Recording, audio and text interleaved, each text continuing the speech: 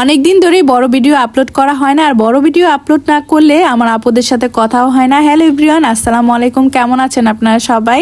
আজকে আমি আমার গত কয়েকদিনের অল্প অল্প করে সবকিছু শেয়ার করব। তো এটা হচ্ছে রোজার আগে গিয়েছিলাম বাজারে। তো রোজার আগে কিছু টুকিটাকি তো বাজার করতে হয়, তো দুজনে মিলে গিয়েছিলাম বাজারে। তো মাছ মাংস কিনে নিয়ে আসছি। তো এত দাম মাছের, মানে বিশেষ করে মাছের দাম অনেক বেশি। তো মাছ কম মাংসই নিয়ে আসছি। তো বাচ্চারা যেহেতু মাংস পছন্দ করে, আর এখন চলে আসলাম রোজার আগে শেষ শুক্রবারে। তো শেষ শুক্রবারে দেখা গেছে আরাফ আরিশা একটু রোস্ট পোলাও খেতে চেয়েছে। তো ভাবলাম যে ঠিক আছে, দুপুরবেলা আজকে একসাথে সবাই খাবো। শুক্রবার দেখা যায় দুপুরবেলায় একসাথে সবাই খাওয়া হয়, নাহলে অন্য সময় সবাই কিন্তু এক এক কাজে ব্যস্ত থাকে। তো এখানে হচ্ছে রোস্ট রান্নার জন্য আমি বাদাম, বেরেস্তা, টমেটো, তারপরে হচ্ছে আর কি দিয়েছিলাম, মশলা ও পেঁয়াজ দিয়েছিলাম। পেঁয়াজ দিয়ে আমি মশলাটা ব্লেন্ড করে নিয়েছি একসাথে। তারপরে হচ্ছে আদা রসুন এগুলো দিয়েছি, মানে সব ধরনের মশলা, রোস্টের মশলা দিয়ে তারপরে হচ্ছে মশলাটা আমি ভালোভাবে কষিয়ে নিচ্ছি। রোস্টটা আমি একটু মনোযোগ দিয়ে রান্না করার চেষ্টা করি। রোস্টটা হচ্ছে যত বেশি মশলা সুন্দর করে কষানো যায়, খেতেও কিন্তু তত বেশি ভালো লাগে। তো এখন হচ্ছে আমি মাংসটা দিয়ে দিলাম, আর মাংসটা হালকা একটু মশলা দিয়ে অল্প একটু ভেজে নিয়েছি। আমি বেশি ভাজি না, কারণ বেশি ভাজলে দেখা যায় শক্ত হয়ে যায়, আর শক্ত হয়ে গেলে মশলা ভিতরে ঢুকতে চায় না, আর জুসি ভাবটাও থাকে না আর কি। তো এখন এই তো মশলা যখন একদম কষে আসছে, তখন আমি একটু গুঁড়া দুধ পানিতে গুলিয়ে দিয়ে দিলাম। এই পর্যায়ে আমার দেখতে খুবই ভালো লাগতেছিল। এখন একটু চিনি দিয়ে দিলাম। চিনি মানে মিষ্টি না হলে আমার কাছে মনে হয় রোস্টটা একদম পরিপূর্ণ হয় না।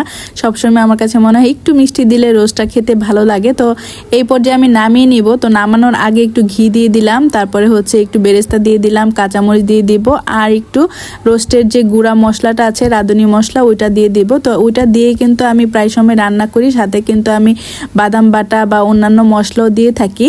তো এভাবে রান্না করলে বাচ্চারাও ভীষণ পছন্দ করে, আর অনেক বেশি টেস্টি হয়ে থাকে। তো যাই হোক, এখন একটু পোলাও রান্না করে নিচ্ছি। তো পোলাওটা আমি হচ্ছে পানির মধ্যে দুধ দিয়ে, তারপরে এর মধ্যে অল্প অল্প মশলা দিয়ে পোলার চালটা দিয়ে দিয়েছি। এখন প্রায় রান্না শেষ।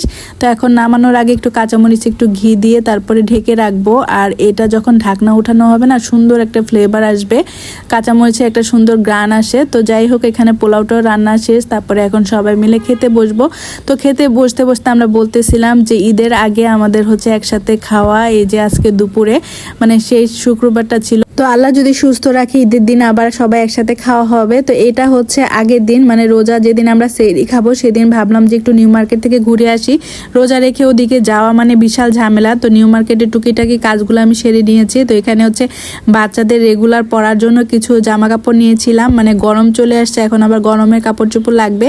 আর এদিকে হচ্ছে আমার জন্য কয়েকটা 3 পিস নিয়েছি। এবার গর্জিয়াস কিছু নিইনি, সিম্পলের মধ্যে নিয়েছি। গর্জিয়াস কাপড় দেখা যায় পরা হয় না সব সময়। আর এটা হচ্ছে আমাদের প্রথম রোজার দিন। তো মোটামুটি যা রিজিকে ছিল তাই হচ্ছে বানিয়ে নিলাম। তো এরপরে হচ্ছে শরবত ছাড়া কি চলে, এখানে ট্যাঙের শরবত, বড়ইয়ের জুস, আর হচ্ছে তরমুজের জুস। আমার এক প্রিয় আপু বলেছিল রেসিপি চাই, রেসিপি কিছু না গো, শুধু তরমুজ আর হচ্ছে তরমুজের সাথে চিনি দিয়ে ব্লেন্ড করে নিয়েছে, এই তো। তো এখন একটু মুড়ি মাখা নিচ্ছি। তো মুড়ি মাখা না করলে মনে হয় যে মানে ইফতারটা পরিপূর্ণ হয় না। আর এটা হচ্ছে আরিশার স্কুল খোলা ছিল রোজার 3-4 দিন, মানে ওর পরীক্ষা ছিল, তো এর মধ্যে স্কুলেও গিয়েছিলাম। তো এই ছিল আমার গত কয়েকদিনের আপডেট। তো সবাই অনেক বেশি ভালো থাকবেন, সুস্থ থাকবেন। আল্লাহ হাফেজ।